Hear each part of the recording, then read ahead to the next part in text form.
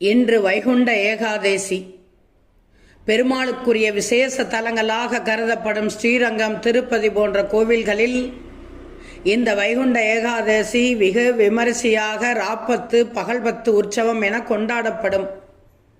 இந்த பிறவியில் நீங்கள் செய்த பாவங்கள் அனைத்தும் நீங்கி அடுத்த பிறப்பு இறப்பு இல்லாத மோட்ச நிலையை தரக்கூடிய விரதம் என்பதால் இதனை எல்லோரும் கடைபிடிக்கிறார்கள். இந்த திதியானது இன்று அதிகாலை 1:34 மணி முதல் தொடங்கி உள்ளது.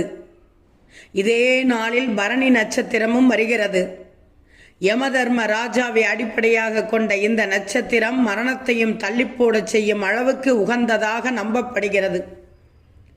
மாதம் தோறும் ஏகாதேசி திதி வந்தாலும் மார்கழி மாதம் வருவது இன்னும் சிறப்பு, கூடுதல் சிறப்பு. மற்ற விரதங்களை காட்டிலும் ஏகாதேசி விரதம் மிகவும் பவர்ஃபுல்லானது.